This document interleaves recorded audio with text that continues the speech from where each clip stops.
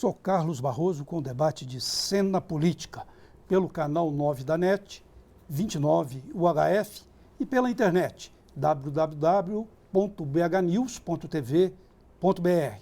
Se você quiser sugerir, criticar, enfim, dialogar com Cena Política, o meu e-mail é carlosbarroso@hotmail.com, Carlos Barroso com Z, ou pelo WhatsApp, 31, prefixo 99722738. Vamos ao debate. Para os críticos, o Congresso pode aprovar uma bomba relógio social, que é o projeto de redução da maioridade penal, de 18 para 16 anos. Os defensores da medida afirmam, contudo, que a proposta ajudará a diminuir o alto índice de criminalidade no país, até mesmo porque os traficantes usam menores no tráfico, já que eles não podem ser imputados criminalmente. Para o debate, Cena Política convidou o deputado Nilmário Miranda, secretário da nova pasta do governo de Minas, Direitos Humanos, Participação Social e Cidadania. Nilmário está no 5º mandato como deputado federal, deputado estadual constituinte em 1997. Ele foi ministro da Secretaria de Direitos Humanos do primeiro governo Lula. Além da polêmica sobre a redução da maioridade, vamos falar também com o secretário sobre as propostas da pasta. Também convidamos o presidente da Comissão de Assuntos Penitenciários da UAB Minas Gerais, advogado criminalista Anderson Marques, pós-graduado em Ciências Penais, doutorando em Ciências Jurídicas. Anderson é professor e palestrante pela Escola Superior de Advocacia. E o advogado Ronaldo Alves, delegado de Polícia Civil aposentado, ex-presidente da Associação dos Delegados de Polícia Civil de Minas e ex-consultor do Ministério da Justiça. Ronaldo atua hoje como consultor de segurança pública e privada. É especialista em planejamento municipal na área de defesa social. Agradeço a presença dos três. Nilmário, o novo secretário, já veio aqui no Cena Política, mas não como secretário. E eu quero abordar primeiro com você, Nilmário. Chamo de você porque aqui é um programa sem muita pompa. Você teve uma reunião com ex-ministros de Direitos Humanos do governo Lula, do governo Dilma, e também ex-secretários de Direitos Humanos, até do governo Fernando Henrique Cardoso, para debater justamente essa questão da redução da maioridade penal. Como foi essa reunião?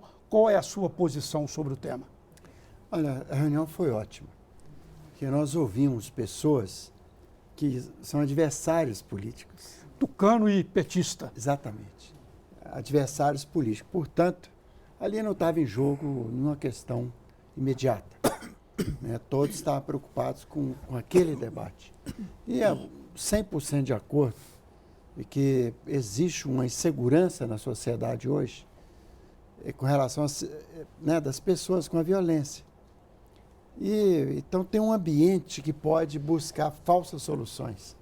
E todos 100% concordam, tanto o José Gregori, Paulo Sérgio Pinheiro, o embaixador Gilberto Saboy, que eram do governo Fernando Henrique, como nós que fomos ministros do Lula e Dilma, eu, Paulo Vanucchi, Maria do Rosário, Deli Salvati, agora Pepe Vargas, que é uma falsa solução. Que a redução da maioridade seria uma falsa solução. Que o impacto sobre a redução da violência é muito pequeno. Pelo contrário, pode agravar. Porque, olha só, nas unidades de internação de adolescentes infratores de infrações mais graves, de delitos mais graves, o índice de, reincidência é de 20%. Agora, da prisão de adulto é 70%. Como você vai levar onde a reincidência é 20% para onde é 70%? Claro que vai piorar onde tem superlotação. E como é que você vai ressocializar adolescentes de 16 anos que cometem crimes, mesmo graves, num lugar que não funciona? Você vai aumentar a superlotação e vai levar para um lugar onde a reinserção Nilmário, é pequena. a gente tem um quadro colocado, que eu queria só interpor com isso, que é do Congresso, onde, segundo pesquisas que já foram feitas, a maioria do Congresso apoia essa redução. Como vai ficar essa polêmica? Não, maioria pode ser uma maioria relativa, mas tem que fazer uma emenda constitucional, precisa de 308 votos. Não é fácil também. E lá estiveram também pessoas que participaram do governo do Covas, uma Oscar Vilhena, uma constitucionalista do porte de Flávia Piovesan, e eles acham também que é inconstitucional. Acho que isso vai cair no STF. A polêmica vai ser longa. Eu queria Não, ouvir... mas esse aí, para mim, não é o principal. O principal é discutir o mérito da coisa. Se isso ajuda, se reduz ou não reduz a insegurança, e se isso vai funcionar, vai melhorar as coisas. Eu acho que nós tivemos pleno acordo que não. Estava lotado, juristas, pessoas de várias gerações. A Margarida Genevois tem 92 anos. E jovens advogados, o defensor de direitos humanos, na esfera internacional, inclusive. E todos foram unânimes lá em dizer que isso é uma falsa solução. Eu queria o que ouvir eles advogam é aplicar o que preconiza o Estatuto da Criança e Adolescente. Você não aplica totalmente e quer fazer uma mudança, na verdade, é um desmonte. Eu queria ouvir o representante do Conselho Penitenciário da OAB. Qual que é a posição do Conselho, da OAB? Ô Carlos, concordo plenamente com o secretário Nilmário Miranda. A OAB ela é totalmente contra essa redução da maioridade penal. A criminalidade com relação aos menores infratores, que não é crime, são atos infracionais, ela chega a 10, nem 10%, a 1%, salvo engano, 1% de todos os crimes violentos com relação aos maiores. Então a população ela está querendo retirar a atribuição do Estado e punir aquele indivíduo, aquela criança, aquele adolescente. Outra coisa, concordo plenamente com o Nilmário Miranda.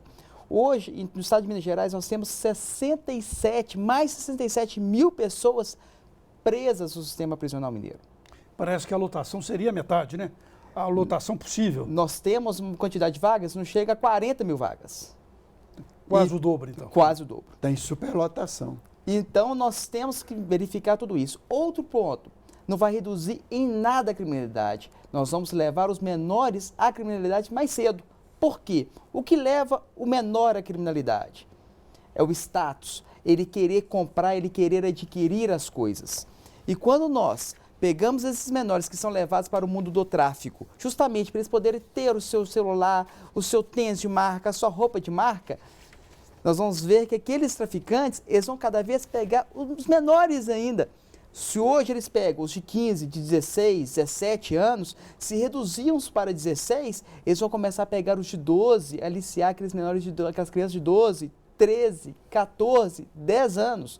Ou seja, essa lei ela só vai vir a prejudicar o menor porque ele não vai ter a sua qualidade de vida, o seu estudo, o seu lazer, a sua cultura, vai ser retirado dele para que ele mais cedo ele entre no mundo da criminalidade. Eu queria ouvir o Ronaldo Alves, que é consultor de defesa social, né? Faz um trabalho, inclusive, com as prefeituras e já foi secretário de Segurança Rio Acima. Rio Acima, né? Qual é a sua opinião?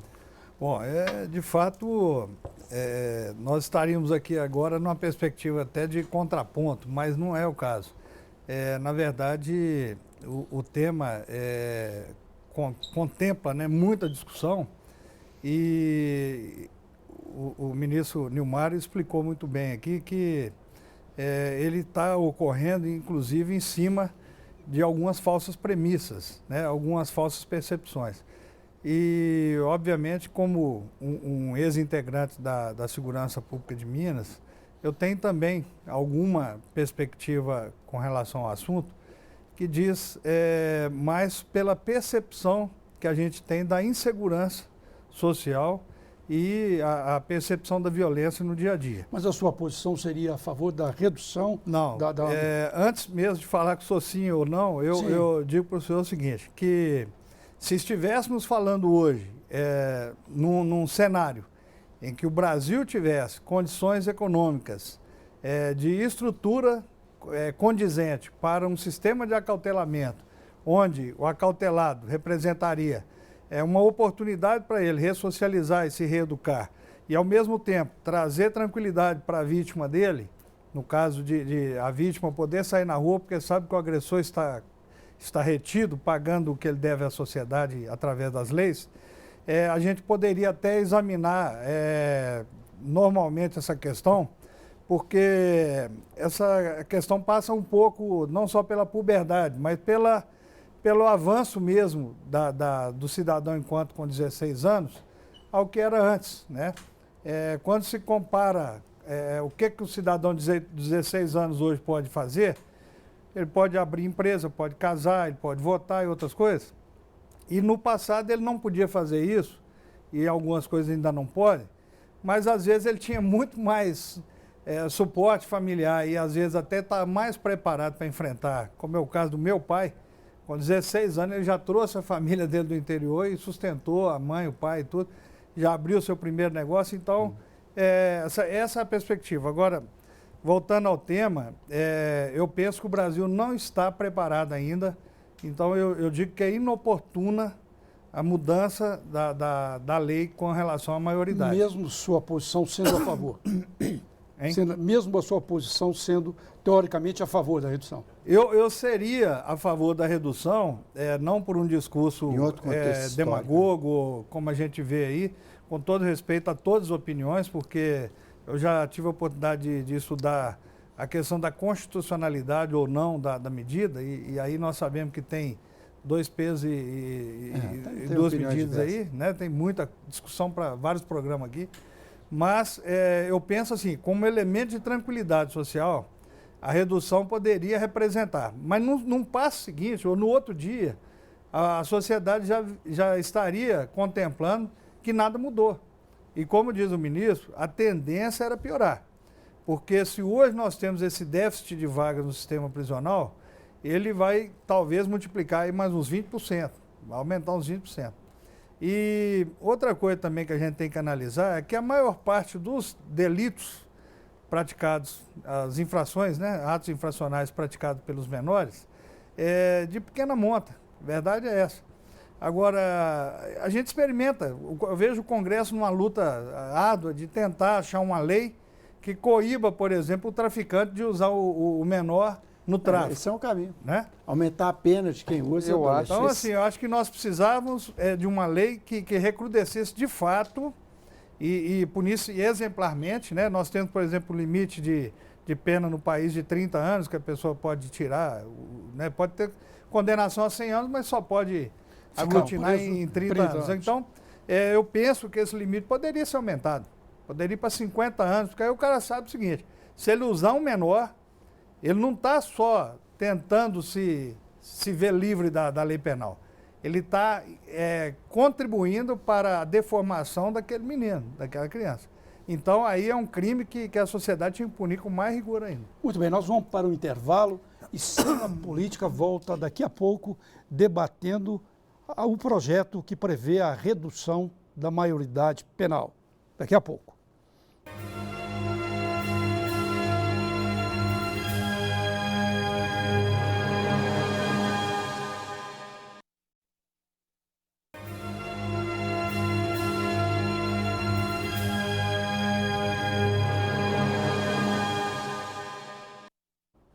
Continua o debate de Cena Política, discutindo a redução da maioridade penal. Nilmário, a gente estava discutindo no último bloco que os traficantes usam como mão de obra, já que não podem ser judicialmente acusados, imputados judicialmente, os menores. Agora eles dizem que se cair também para 16 anos, os traficantes vão usar meninos de 14, de 12. Como que é essa questão? Como é que vem sendo analisado esse ponto? Olha, exatamente por isso, vários países estão ampliando. Países da Europa, por exemplo, estão passando para 18, que eram menos de 18. Não, mas tem países igual passando para 21. Quer dizer, estão no caminho contrário. Quer dizer, aqui já está atrasado, porque países já estão... Mas tem países que historicamente têm a idade em 16 ou muitas vezes menor. Inglaterra, Estados Unidos... Poucos. Os Estados Unidos não tem maioridade penal. Né? O juiz é que decide. Em qualquer idade pode responsabilizar. Mas é um caso único. Quase todos os países democráticos do mundo adotam os 18 anos, ou 16 ou 21. Né? Muitos 16 estão passando para 18. Mas o que é importante aqui é o seguinte, é que o cidadão tem, a gente entende porque que tem essa opinião, eles pensam que tem impunidade. Isso foi passado para a sociedade que quem comete atos infracionais até graves fica impune. Não é verdade. Quer dizer, a punição, os atos infracionais, a responsabilização começa aos 12 anos. Não é pouca coisa. 12 anos que eles já podem ir para a liberdade assistida, prestação de serviço à comunidade, não é isso? Eles têm já punições, que têm restrições em relação à liberdade Em deles. centros como o FEBEM. Não, aí é para os que cometem atos mais graves. Sim. Ou que são reincidentes, vão para o sistema. Agora, qual que é o problema? É que, por exemplo, Minas Gerais tem amplas regiões que não têm a unidade de internação segundo as características que o ECA pede, né? Tem assistência espiritual, cultural, esportiva, acesso à beleza, à arte, à profissionalização, ou seja, que eles não estiverem lá fora, antes de chegar lá, para poder, de fato, reencaminhar a sociedade. Então não tem. Então eles fazem as celas de menores nas cadeias públicas ou nos presídios, que é uma propriedade completa. O ECA proíbe isso, mas não tem alternativa. E os centros de internação, muitos estão além da lotação e muitos não têm aquilo que o doutor Anderson falou, as pessoas capacitadas para aquilo. Quer dizer, eu visitei todos os países do continente para estudar isso, em várias ocasiões. Eu percebi o seguinte, que a ato chamada liberdade assistida, o adolescente cometeu um ato infracional. Ele vai cumprir na casa dele, mas tem que ter um acompanhamento da família, tem restrições, ele não pode ir no baile funk, não pode ir no boteco, não pode ir em lugar que o juiz proíbe. Ele pode ir para a escola, frequentar um ambiente familiar, e tem que ser acompanhado, e a família também. Acompanhar a família é importante, que às vezes o desequilíbrio vem da família. Tem uma coisa também, Carlos Barroso, que é o seguinte, 30% das famílias hoje tem só mulher. E a mulher, ela vai trabalhar. A criança fica lá solta. Então precisava ter escola de tempo integral. É isso que tem que ter, senão como é que você vai fazer? Cultura, lazer, quem vai cuidar dessas crianças que a mulher está trabalhando e a mulher sozinha, ela é o pai e a mãe. Tem 30%, são milhões de pessoas. Então nós temos que examinar por esse ângulo. Será que esse adolescente que comete atos infracionais está tendo a oportunidade que meu filho teve, que os filhos da gente têm? Claro que não. Se tivesse, eles não estavam lá. Mas meu papel aqui é provocar o debate, né? Por isso que eu quero pegar outras posições. Por exemplo, eu te perguntaria, quais seriam as vantagens de uma redução da maioridade penal, voltando para 16 anos, como existem em outros países? Com sua experiência, que já foi delegado, que tem uma participação aí, inclusive como consultor de segurança em defesa social em vários municípios. Eu te digo o seguinte, que o ideal seria que nenhuma sociedade precisasse prender ninguém, né? E para a gente trabalhar, obviamente, na linha oposta, né? Em vez de produzir... Utopia que, infelizmente, está muito longe de produzir ser. Presos, produzir cidadãos, né? Mas eu digo assim, esse é o ideal. Agora, do ponto de vista de segurança pública, principalmente também para os próprios policiais, causa um certo dissabor. Isso aí é muito comum você ver em reportagens. Ele tem que buscar o menor infracional, ou em ato infracional, leva para o centro de atendimento da infância e adolescente. Daí a pouco ele está voltando, e ele volta, e às vezes até a imprensa o entrevista e fala, mas por quê? Fala, não dá nada. Não dá nada, nós não ficamos presos. Então, a verdade é que uma das vantagens do acautelamento seria a de imposição de um castigo, que é uma das vertentes também da pedagogia e da educação, em que você estaria fazendo o papel do pai ali, que deveria estar puxando a orelha. Não pode ter impunidade, né? A verdade é essa. Então, essa seria a maior vantagem, obviamente. Em contrapartida, nós teríamos que ter maior estrutura para esse acautelamento, para as atividades. Conversando com o secretário Bernardo Santana há pouco tempo, Ele estava O secretário de perplexo, Segurança de Minas. secretário de Defesa Social. Quando ele entrou no cargo, ele fez um apanhado, visitou algumas experiências fora também. Um menor está ficando em torno de R$ 8.500 mês, dentro do sistema de acolhimento. Então, o maior fica em torno de R$ 3.500, R$ 4.000. Então, é só para dizer que o Congresso tem um grande desafio, obviamente, os governos, o Executivo tem também, mas, na prática, nós precisamos de repensar um pouco antes Mas esse repensar Tem um seria a método. redução, no seu entender? Não, eu penso que, como eu repito porque eu falei, eu acho que é inoportuna. Hoje, nós estamos no auge de uma crise econômica em que não está se pagando, fechando a conta de pagamentos, inclusive de despesas básicas do Se sistema. tivesse no governo prisional. Lula que a economia estava indo bem, teria de ser. Poderia. Poderia? Agora, o ministro sabe muito bem aqui, eu visitei presídio, por exemplo, em Albany, capital do estado de Nova York, que o presídio tinha faculdade dentro do presídio. Então, o que a sociedade quer para aquele cidadão que errou. E para o adolescente, o jovem, é a mesma coisa. Né? O ministro vai falar, e já teve a oportunidade de falar, nós temos experiências exitosas hoje em andamento aí, e no caso do menor, eu lembro aqui a inteligência do Programa Nacional de Segurança com Cidadania, o PRONASSE, na época do ministro Tasso Genro, né, em 2007 para 2008, eu tive o prazer de ser consultor para implantação em Minas. O programa é extremamente inteligente, mas nem todos os programas são levados a ferro e fogo e às vezes precisa de um ajuste. Mas se a gente fizer uma leitura hoje do programa, ele é de autoproteção do menor, que era a parte mais vulnerável do sistema Tem um método que penal.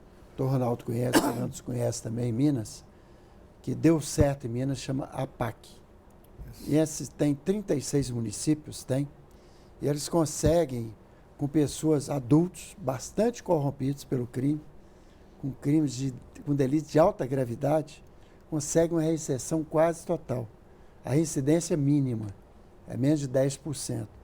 E esse método, ele não é controlado pelo Estado, o Estado apoia. Sim. E está dando certo, está virando caso Daria de certo estudo. com os menores infratores? Pois é, nós vamos fazer, já combinamos no governo, nós vamos abrir primeiramente em Itaúna um APAC socioeducativo, adolescentes infratores, com os delitos mais graves, com os atos infracionais mais graves, para mostrar, se a gente consegue com adultos corrompidos, eu acho que com mulheres e com adolescentes, a gente consegue muito mais. Porque o adolescente, como ele disse, é um ser em formação. Você pode conseguir resultados muito melhores que um adulto corrompido pelo crime. E você consegue com o adulto, porque não vai conseguir. Mas eu estava com o querendo adolescente, continuar com as esse mulheres. papel de buscar polêmica. Depois tem a sua intervenção, eu quero a sua intervenção. Só completando Sim. o que o ministro estava falando, que uma das facetas do PRONASSE era o chamado Mães da Paz, que eram pessoas que eram capacitadas e depois coordenadas por uma equipe composta por mulheres da própria base onde o menor mora, e ela cuidaria, por exemplo, de 4 menores. Cada Mãe da Paz faria a interface daquilo que o ministro lembrou aqui, daquele que não tem mãe ou que a mãe está trabalhando, que é a realidade nacional também. Mas eu queria Então, voltar a assim, essa são questão. pequenas coisas. Seria interessante. Mas eu queria voltar a essa questão do Congresso. Eu vi os dois, assim, de uma maneira mais pontual. Porque, equívoco ou não, a gente vê aí a sociedade, por causa de problemas de segurança, cobrando medidas muitas vezes até mais graves do que essa, até pena de morte e tudo mais. Será que o Congresso, como parlamentar e como presidente da comissão da OAB, eu queria ouvir isso, será que o Congresso não vai ceder a esse clamor popular e aprovar essa redução? Olha, esse Congresso é um dos piores, né, desde a Constituição. O pior é isso, que tem uma presença de pessoas que exploram de forma populista a insegurança da população, né, de forma demagógica, igual o doutor Ronaldo falou aqui. Demagógica, quer dizer, quer tirar voto com isso. Isso não é assunto para buscar voto, é um assunto igual nós fizemos em São Paulo com o pessoal do Fernando Henrique, com os ministros. É de debater ideias. Quem conhece o encontrar assunto, até caminhos. chegar a uma solução. Chegar à solução. Nós temos Qual a que- posição ao Conselho? Teme isso, o Conselho da OAB? Nós tememos, porque nós Que o estamos... Congresso ceda isso? Sim, nós estamos vivendo num momento em que na questão da FIFA, você via vários manifestantes falando que país rico não é um país onde todos possuem carro, mas onde existe um transporte público de qualidade. Eu já levo isso para o crime. Na manifestação de 2013, seguro, né? Isso. Num país seguro, não é um país com alto índice de criminalidade e várias pessoas presas. É um país onde há várias vagas na unidade prisional e essas vagas não são preenchidas. Então, aí nós estamos vivendo num país seguro. Então, levar isso para o menor, ou seja, ele não é a ponta do iceberg, não é ao fundo. O menor está no meio, ele está nesse momento de transição, momento de segurança. E o Estado, o país, ele tem que dar o norte a esses menores. Ele tem que retirar esses menores, os poucos que existem do mundo da criminalidade, e levar para o mundo retilíneo, para a linha reta, onde essa criança ele vai conseguir estudar, vai conseguir trabalhar, vai desenvolver uma família e um futuro.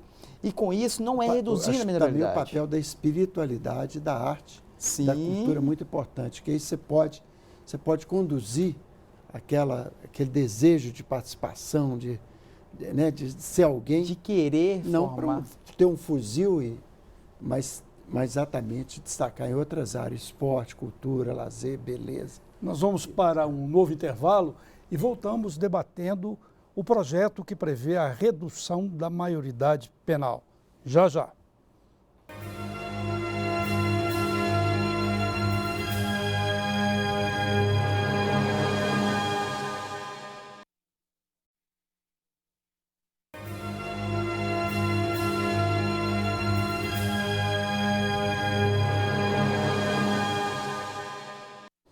De volta à cena política, debatendo o projeto que prevê a redução da maioridade penal, com presença do secretário de Direitos Humanos e Cidadania, Nilmário Miranda, do presidente da Comissão de Assuntos Penitenciários da OAB, Anderson Marques, e do ex-delegado Ronaldo Alves, que hoje é consultor de defesa social.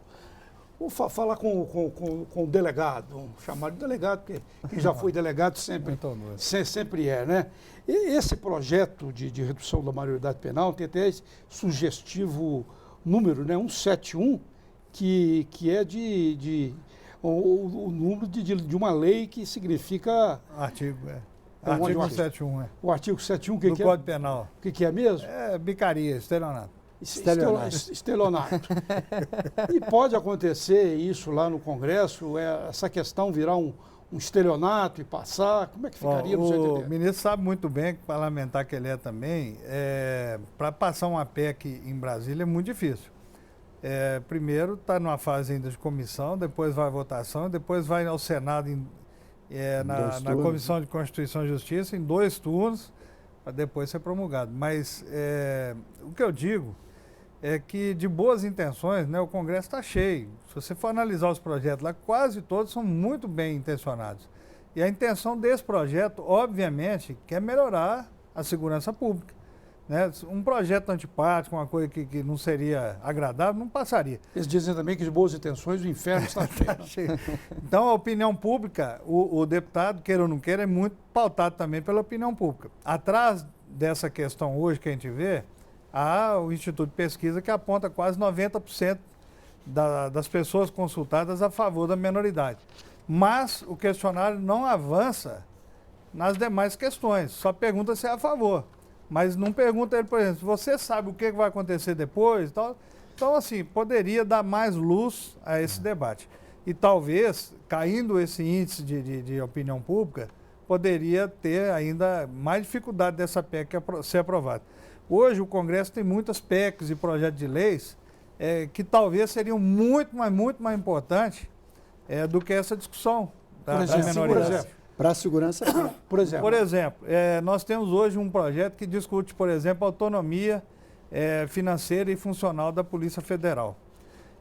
A Polícia Federal, nesse governo, a presidente sempre enaltece isso, é uma instituição que é republicana, mas, vez por outra, esbarra, por exemplo, numa deficiência organizacional que o próprio Ministério Público ou o Poder Judiciário não tem.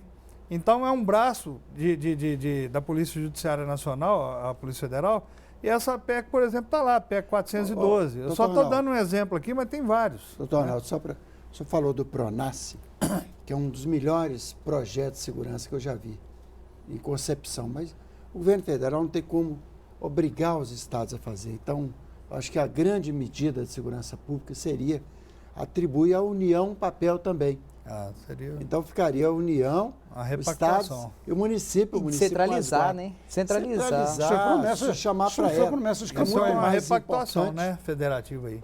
Muito mais deslocamento importante que se colocar nas secretarias dos próprios solução municípios e vai ajudar muito com relação à criminalidade. Essa é outra questão. O negócio não hoje fica falando em união. Você começa a falarmos em estados, em município, em bairros. Nós vamos ver que o negócio vai melhorar e muito com relação a projeto de teatro nas comunidades, de profissionalização, de cultura. Nós vamos ver que nós vamos atrair esses jovens, ou seja, nós queremos falar de segurança, mas primeiro nós temos que falar de educação. Educação, prevenção. Se colocarmos a educação em primeiro lugar, tenho certeza absoluta que nós vamos ter o maior índice de redução da criminalidade no Brasil. A escola de tempo integral, isso aí resolve 50% dos problemas. Uma escola boa, de qualidade, que a escola tem tudo, né? Isso não seria uma pauta para a presidente Dilma, não? Para ela? Ela própria, esses dias, falou sobre isso. Ela falando para um congresso de jovens trabalhadores rurais em Brasília, na semana passada, ela falou contra a redução e apontou o caminho da escola tempo integral. E outros mecanismos de evitar a evasão escolar. A presidente da Fundação Casa, que é o antigo FEBEM de São Paulo, portanto, um governo tucano, ela falou que 100% das crianças e adolescentes que entram lá são excluídos. São excluídos do acesso à cidadania, quer dizer, eles chegam só até um certo ponto, depois não progride. Mas além E o problema, eu acho, da delinquência infanto-juvenil, eu acho que é mais a desigualdade, como disseram todos os dois amigos aqui, do que da pobreza. Que é a desigualdade que é o problema, né? Você citou, a doutorante citou aí. Quer dizer, o adolescente vive ali, numa favela, do lado tem um bairro de classe média. Eles têm tudo, você não tem nada, você não tem o tênis, você não tem a moto, você não vai no lugar que ele vai, não tem a roupa que ele pode ter. Aí é isso que estimula as pessoas a explorar os adolescentes. O país estimulou isso e que o que você é não é aquilo que você é de verdade, mas aquilo que você possui, aquilo que você tem. Estimula. Então estimula a criminalidade. Vamos ao Natal, gente. Que época mais festiva que o Natal? Hoje em dia o Natal é só presente, se acabou aquele espírito natalino, aquele espírito de fraternidade, de amizade, acabou tudo isso. Só virou consumo, presente. Eu estou te dando presente porque eu gosto de você. Mas você não leva uma coisa de paz, uma coisa positiva para aquela pessoa. Olha, o que rodeia os presídios de 11 países, uma comissão do Parlatino, conhecendo como é que funcionava isso, durante quase 3 anos, eu percebi o seguinte também. Guardado o caráter laico do Estado, a espiritualidade é fundamental. Se apontar outras perspectivas para as pessoas, entende? Então, a PAC deu certo, isso é muito forte. Algumas experiências que também boas de presídios, né, que conseguem alto grau de ressocialização, tem essa presença familiar, a presença da espiritualidade também. Eu queria abordar um outro tema, além dessa questão da redução da maioridade penal, que é a questão da pena de morte, já que com essa situação de segurança, e quando eu coloco essas questões aqui, eu quero até deixar claro que eu não defendo, viu? Eu sou, inclusive, pessoalmente, como jornalista, como cidadão, eu sou contra a redução da maioridade penal e sou extremamente contra a pena de morte.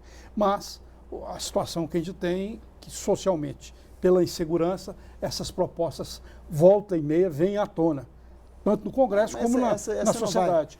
Mas não tem jeito de passar, porque eu fiquei lá desde 90, sempre aparece PEC para pena de morte ou para fazer plebiscito. Não chega nem a ser admitida. Sim. Por quê? Porque a Constituição diz que o direito à vida prevalece. Então, não é admissível uma discussão, nem passa da Comissão de Justiça a pena de morte. Mas então, da sua área de direitos humanos, saiu uma reportagem agora, até naquela revista super interessante, que parece que é uma revista só de curiosidades, mas também tem reportagens sérias, que ela diz que a pena de morte já existe no Brasil, né? Que a polícia mata aqui no Brasil 6 pessoas por dia. Sim. Em 2013 foram 2.212 pessoas mortas. Acho que é um número 6 vezes superior aos Estados Unidos, que tem uma população muito maior do que a brasileira. Como solucionar tudo isso, agora entrando nesse aspecto dos direitos humanos, né? Aí eu estou com o doutor Ronaldo aqui no seguinte: o que previu o PRONASSE? Previa, por exemplo, um ciclo completo de polícia. E no Brasil também o grau de resolução dos crimes violentos é muito baixo. Isso aumenta a insegurança. De cada 100 homicídios, só 8 são levados até uma etapa de julgamento, são apurados até o fim, a maioria, 92%. E isso gera sensação de impunidade. Segurança, e de não impunidade, com esse que é o relação problema. ao menor. Já vi muito disso, morre o cidadão lá e falam que é briga de gangue, né? Ninguém apura nada. O que ele fala é que é o correto. É investir na qualidade das polícias. Hoje você dispõe de mecanismos, meios científicos para fazer prova que no passado não tinha. Né? Para nós é investir nisso em vez da violência. Em vez da violência policial. Polícia violenta é polícia ineficiente. Polícia violenta, polícia que mata e falsifica as circunstâncias da morte, que exalte resistência, e que suposta resistência, que é a morte por execução, é uma polícia incapaz de solucionar. Então tem muitos os países onde tem menos impunidade, onde a polícia é mais bem remunerada, mais bem preparada, mais respeitada, mais valorizada. Por que no Brasil, ela pode? Governos igual o governo do Partido dos Trabalhadores, o governo tucanos, não vão deixar só para o PT, não? Por que não consegue resolver e atacar esses problemas? Nós já falamos que nós temos que fazer a verdadeira mudança, é fazer uma reforma constitucional que dê um papel maior à União, que União, Estado e Município. Né? Porque hoje a União faz os projetos, não tem como implementá-los, porque a segurança depende dos Estados. E o Estado começa, né? Aqui em Minas começou, em 2003, o Sapori, aquele pessoal começou a fazer um projeto interessante. Eles localizaram o crime, eles faziam o georreferenciamento. Em Belo Horizonte, onde é que tem crime violento? Eram 7 lugares. Sabia onde era, que horas que era o crime, que dia, qual a natureza dele. Então você vai em cima dele. Aí isso foi tudo abandonado. Então o Estado começa, deixa pelo caminho, O setor de inteligência, as polícias sabem onde fica cada boca de fumo em Belo Horizonte e no interior. Elas Sabe sabem onde tem um desmanche de carro? Sabe onde que tem. Por que não dá estrutura? Porque não dá estrutura para essas pessoas. Tem que mudar, não é porque a polícia não quer. A polícia quer fazer muito e a polícia militar e a polícia civil elas consideram como, aqui do estado de Minas Gerais, como uma das melhores polícias do Brasil. A militar e a polícia civil. O que falta é dar estrutura da guarita, dar recursos humanos, dar viaturas. Integrar a atividade delas. Interatividade. Melhorar salários. Melhorar salários. Entendeu? Nós precisamos disso. Acho que é isso. Colocar isso tudo e cobrar. Posso te dizer o seguinte, que o Brasil é marcado por muitas tragédias. Cada nova tragédia sai uma saraivada de projetos. Ou de ações, né? No dia 12 de junho de 2000, um rapaz de classe pobre lá no Rio de Janeiro tentou assaltar um ônibus e no meio do assalto ele se viu cercado e aí ele teve que fazer refém àquela professora, a qual ele matou, que veio se tornar depois o filme O Ônibus 174, do bairro Humaitá lá. Foi um caso famoso. A partir dali é que a União resolveu, de fato, a se mover, porque ficava aquela briga. Segurança pública é obrigação de quem? Pela Constituição era dos Estados. E a União ficava numa situação confortável. Tinha sido criado ali é que se criou o Fundo Nacional de Segurança Pública, que viria a ser depois a forma de melhorar essa situação. Até hoje, o Sistema Único de Segurança Pública ainda não está devidamente regulamentado. Então, o que o ministro falou aqui... 15 anos depois. 15 anos. Agora, o que eu vejo é que a partir daquele momento ali, evoluiu-se muito. Tanto o governo federal passou a adotar muitas medidas a partir de 2003, como também aqui em Minas nós assistimos diversas ações, inclusive nessa parte de integração das polícias. Certo? Sem dúvida. Eu vou para mais um intervalo e Cena Política volta daqui a pouco.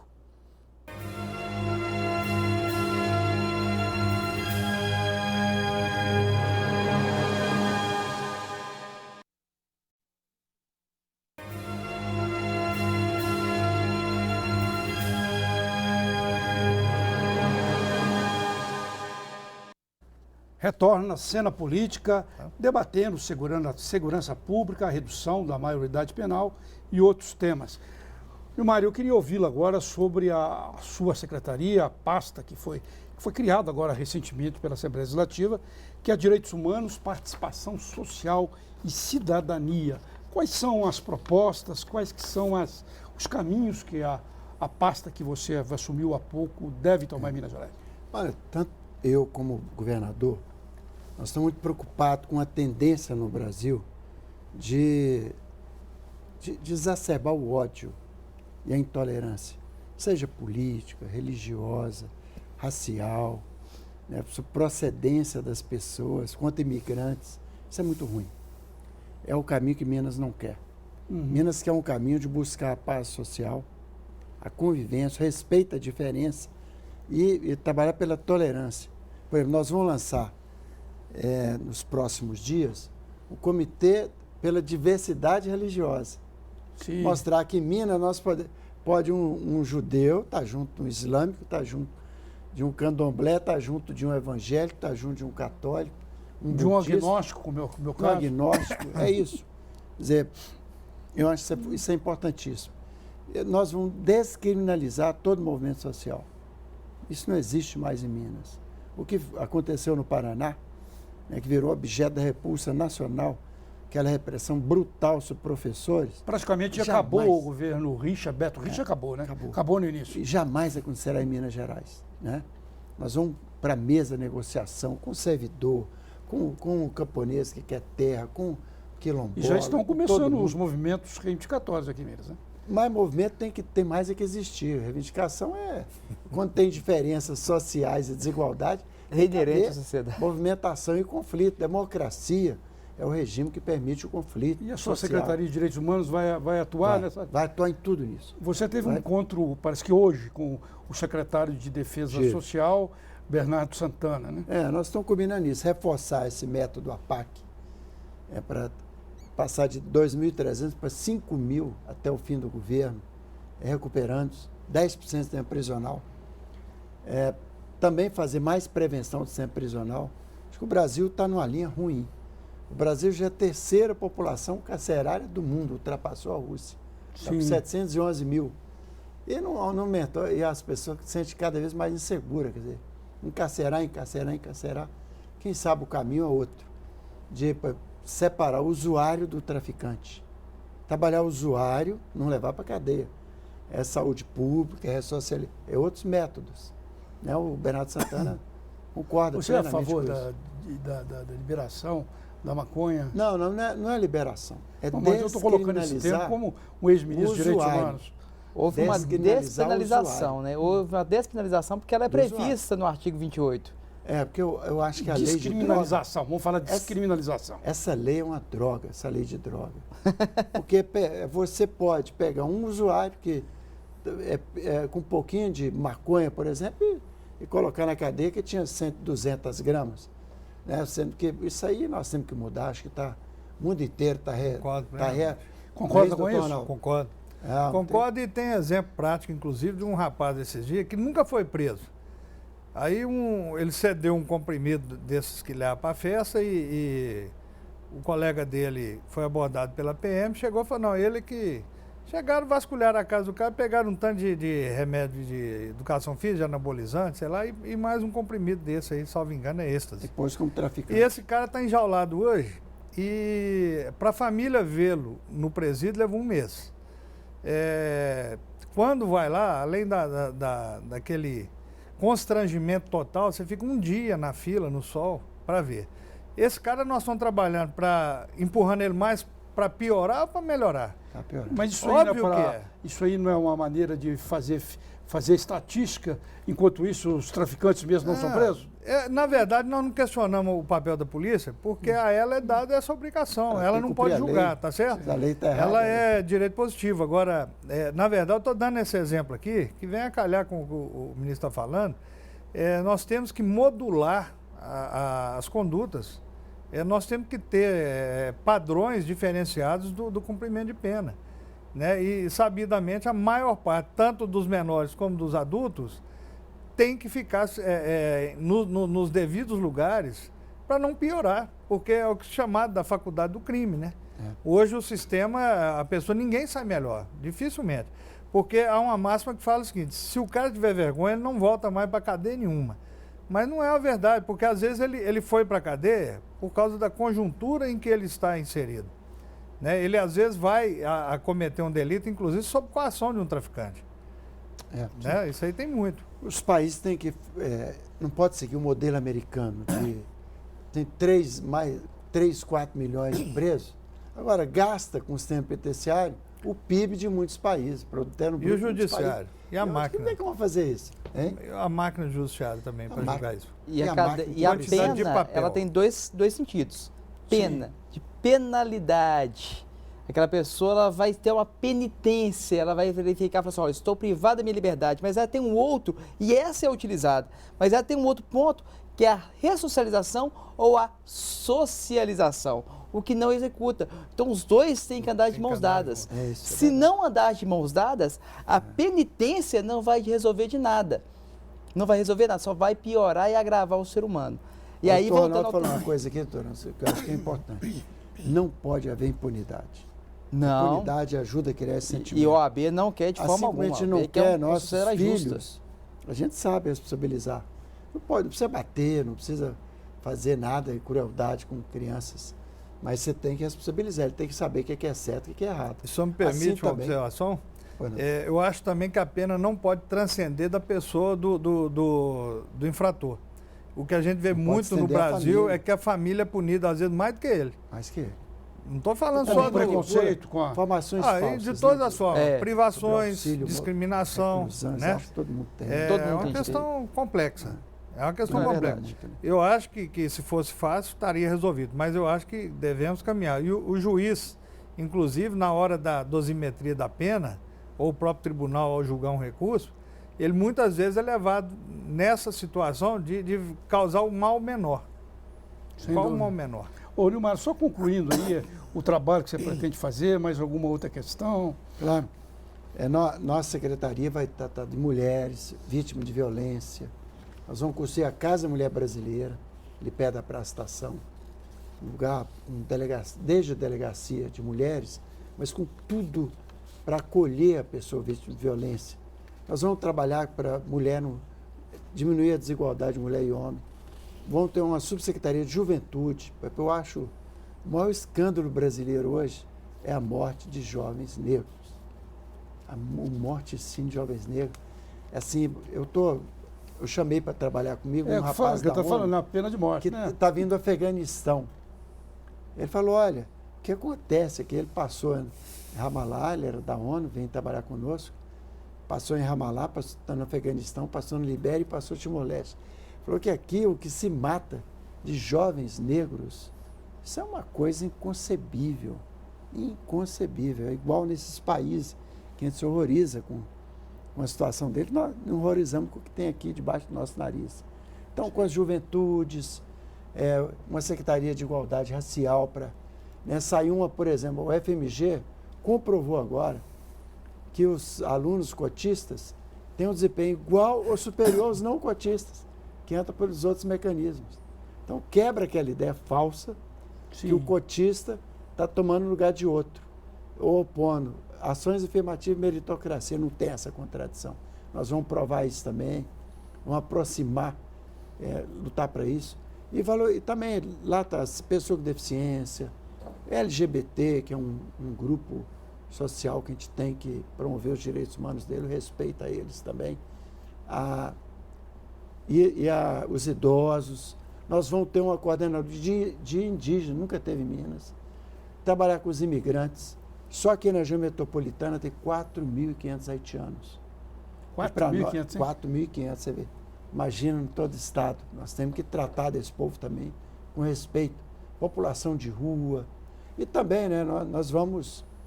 O ex-DOPS, onde durante décadas prendeu gente, perseguiu pessoas, não só da ditadura, antes dela também, vai virar um centro cultural de direitos humanos. Vai virar um centro cultural. Isso é uma novidade. Ali na Afonso Pena, vai virar isso é uma novidade. Um centro coordenado pela sua secretaria, pela sua pasta. Pela secretaria. Combinei com o secretário da Defesa Social, está inteiramente de acordo. Hoje funciona, é uma delegacia de tráfico, Especializada, de contra-tráfico, né? É. E vai se deslocar para outro local. Vai para outro lugar, já tem E consenso. não há quanto a isso. resistência lá dos... Não, e vai ser uma coisa cultural também. As pessoas vão lá saber que ele era um centro de tortura, durante a ditadura, perseguia pessoas. E vão mostrar isso de uma maneira cultural, de uma maneira, né, sem criar estigmatização.